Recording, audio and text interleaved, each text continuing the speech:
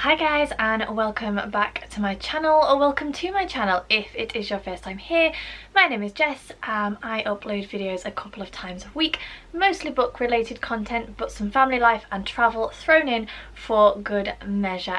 But today I'm going to talk about the books that I read in the month of September, and I had a really good reading month in September in that I listened to or read a decent number of books, and I'm very excited to talk about them. So without further ado, let's jump in. So the first book that I read in September was Wonder Woman Warbringer by Leigh Bardugo. This is part of the DC Icon series, which is basically where some well-known authors have created books and stories around some of the well-known DC heroes. Obviously Leigh Bardugo has picked Wonder Woman. I don't know much about the Wonder Woman story other than having watched the films, and I think going in with very little preconception of what the book was going to be about certainly helped my enjoyment overall. I mean, I do feel like I sound like a broken record in that I have said countless times that I really like Leigh Bardugo's writing style. I like the way that she tells her stories, and so I feel like I will always enjoy whatever she puts out, and this was no different. I gave this 5 stars, which probably will come as no surprise if you've been around the channel a while. If you're interested, the basic premise of this story is we have Diana, and this is before she has become Wonder Woman. So Diana is just desperate to prove herself among her warrior Amazonian sisters, and one day she makes the decision to save a mortal's life, but in doing so she not only breaks Amazon law, but she may have also doomed the world. And this is just a really fun and enjoyable story. There's a little bit of conflict, there's a little bit of angst, there's a little bit of romance, but on the whole it is just a very fun, fast-paced, enjoyable read. I loved it. As I said, 5 stars. I would highly recommend it. Next I read The Beekeeper of Aleppo by Christy Leff-Terry. This is the story of a Syrian couple called Nuri and Afra, and they lived in the city of Aleppo, but when war breaks out they are forced to flee their home, and they flee to the UK. And we're following 2 different timelines. We have while Nuri and Afra are in the UK as they are applying for refugee or asylum seeker status, and their experiences in a country that is very climatically and culturally different from the country that they have come from or fled from even.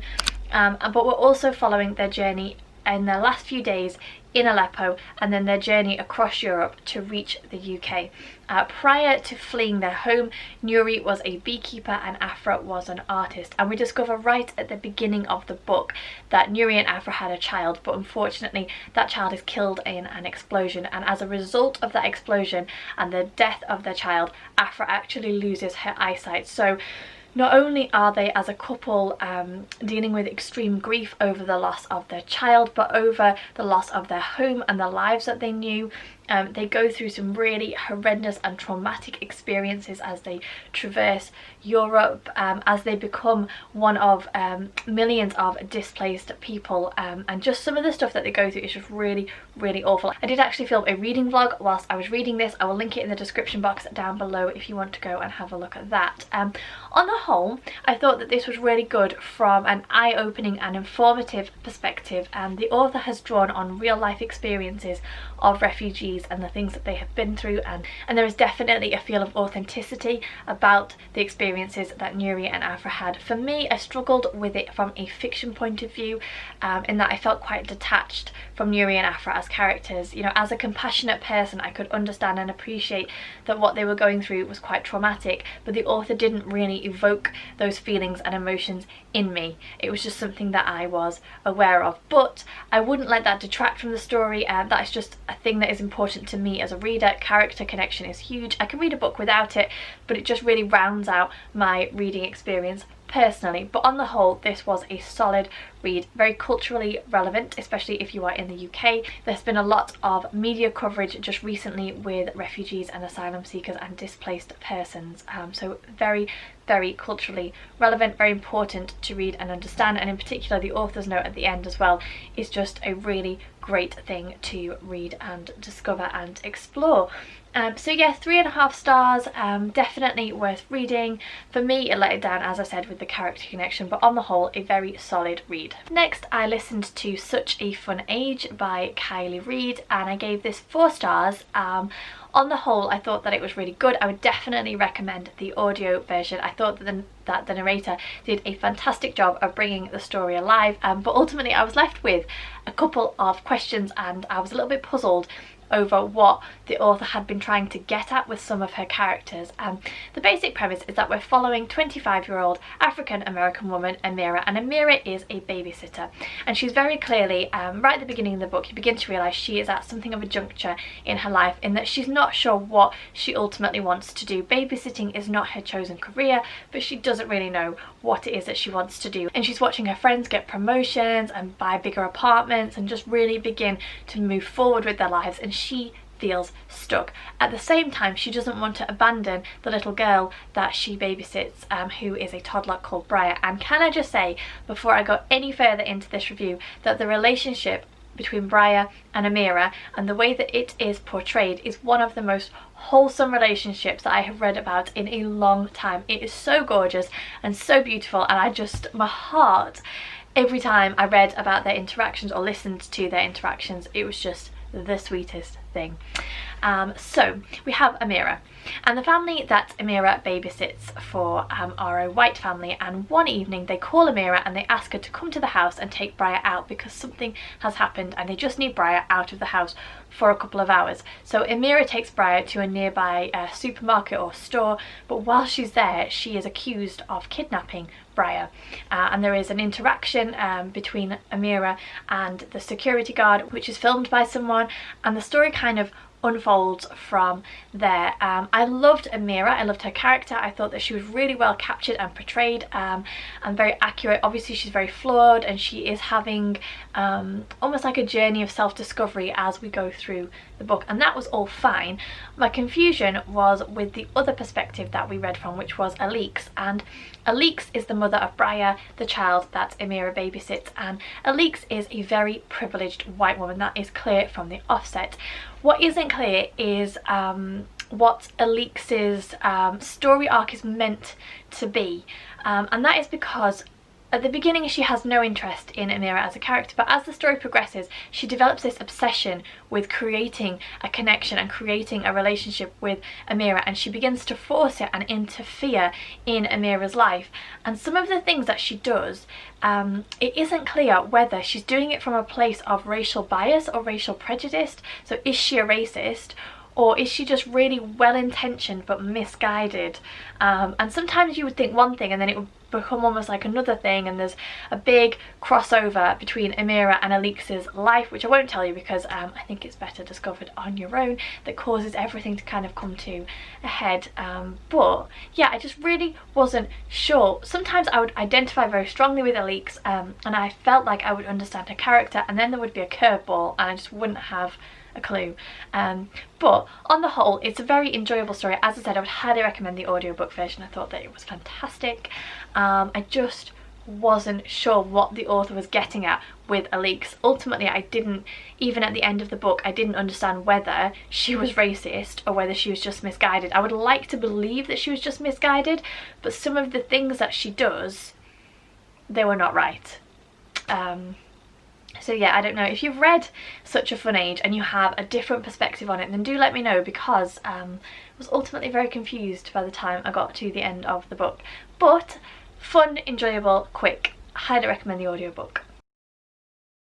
Next I read Mannis by John Gwynne. This is an adult fantasy series which I picked up because it was recommended to me by my husband James on a number of occasions, and this is the first book in a 4-book series called The Faithful and the Fallen. This is not a small book by any stretch of the imagination, and it's very similar to Game of Thrones in its setup, in that we're following the story arcs of a number of different characters, and each chapter is part of a different character's story. So we're flitting we're flitting backwards and forwards in time to different locations in the land that we're in. There's lots of politics, there is a little bit of a magic system, and there's conflict and upheaval. There are magic creatures rising, so giants and worms. There is fallen angels and gods mixed into the whole thing. There is a whole lot going on in this book. So you kind of have your main story arc, and then you have the different individual characters and what they are immediately going through. This book was very enjoyable. My one critique of it would be that, well, actually I have more than one critique, but my main critique would be that the main overarching story that we're building to doesn't actually kick off until 450 pages in. And that is a lot of commitment of reading to get to that point. And there is definitely an undercurrent, and you can feel that something is coming, but it takes a long time to get there. In the meantime, it feels like, and I realise why the author has done this, he has done it to make the story, to give the story pace and move the story forwards, but it does feel like for a lot of our characters, whenever we meet them, they're at a point of extreme peril and some action or some drama is happening, and we don't really just spend time getting to know our characters, which is difficult considering there are over 600 pages in which to meet these characters. It's quite remarkable that you spend very little time just getting to know them. There is an exception, and that is our main character out of all the characters, which is a young boy called Corbin, and we are predominantly following Corbin's story. Corbin is a young boy, and he dreams of becoming a warrior of the Banished Lands and defending his family. And we're kind of at this point of Corbin stepping into manhood when it begins, but by the end of the book, Corbin's entire world has just been turned upside down, and there is just, yeah, there's a lot of upheaval that goes on. This book is extremely tropey in terms of fantasy tropes. If that's going to bother you, then I possibly would give it a miss. I thought that it was really enjoyable. I don't mind a trope or two if it's done well, and there are lots of twists and turns. According to James, there are even more twists and turns to come as the book progresses. I wouldn't read, actually, I wouldn't read the last 20 pages of this book, because let me tell you, John McGlynn is not afraid to be brutal with his characters, which just gave me all the feels, and I wasn't sure that I would be able to finish the book, but I did. I've already ordered the next one. I cannot wait to pick it up. Yeah, it's very complicated to explain. There is a whole lot going on. I think if you like adult fantasy, if you like Game of Thrones, if you don't mind the odd fantasy trope, then definitely give this one a go, but be prepared to stick with it for the long haul, because yeah, it's not a quick read. And you do kind of have to commit in order to get to the meat and the heart of the story.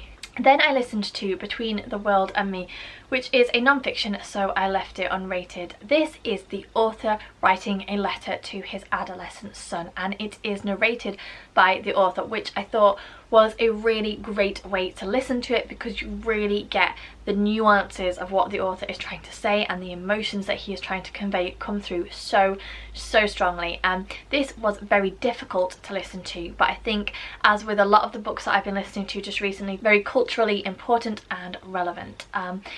So the author is addressing American history and the way that people who believe themselves to be white have created this concept of race in order to build their society on the backs of people of colour through degradation, through slavery, through abuse, and how that continues into the world today. And he looks at it from various different points of view, from abuses within the law and the police to education and jobs, and just a wider culture within America.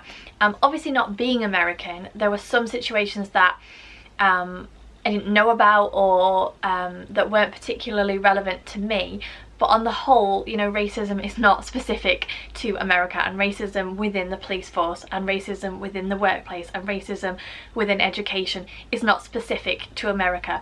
It happens in the UK, it happens elsewhere in the world, and so it was informative for me to listen to it. It's also very difficult, very heartbreaking, but very worthwhile, and I would highly recommend it. The author in particular talks about this concept of people of colour and their bodies, and how their bodies are not their own, and how they have to learn to live and operate within the confines of that.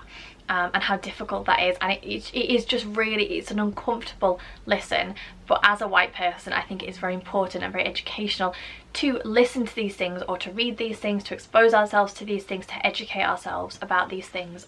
So yeah, definitely recommend it.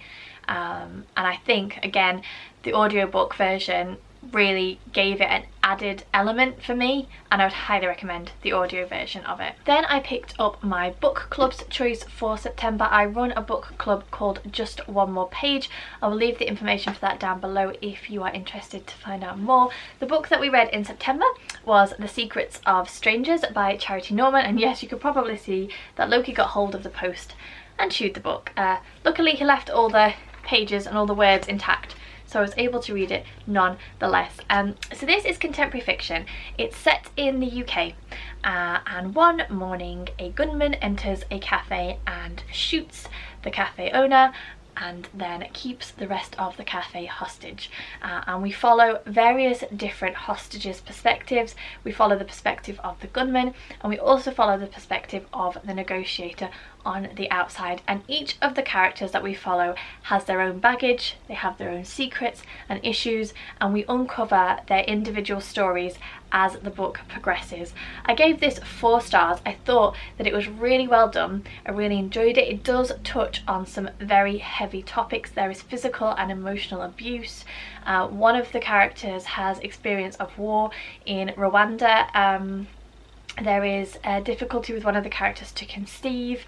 I'm trying to think what else. It touches on issues such as gambling addictions and that kind of thing. It's not a light-hearted read, and yet there is something about the overall story that was just so full of hope and the power of humanity, and it was just such a compelling and heartwarming book to read. I thoroughly enjoyed it. I thought that it read really well. I thought the author managed to get the balance of dealing with these heavy topics just right for the length of time that she spent on each one. I have to say that after I read Mutesi's story, I just cried. I was utterly heartbroken, and I particularly liked that the author decided to include the backstory for our gunman as well, and she really shone a light on his experiences and what took place to drive him to the point that he was at that day, and I thought that she did that really sensitively and really well. Yeah, just on the whole I thought that this was very good. Would highly recommend it. Obviously go in being aware that there may be some triggers, but I thought that it was great. I cannot wait to have our discussion about it. I think that it'll be a really interesting one, yeah, and one that I would highly recommend.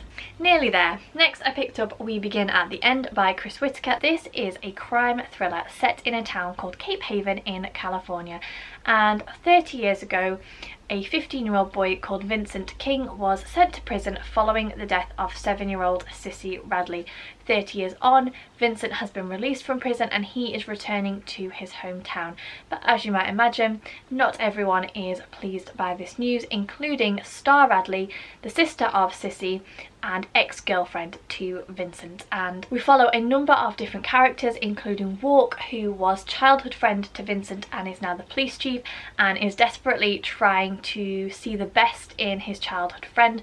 And we also follow Star Radley's 2 children. She has a daughter called Duchess who is 13, and she has a son called Robin. And when another death occurs in the community, it seems as though history is set to repeat itself.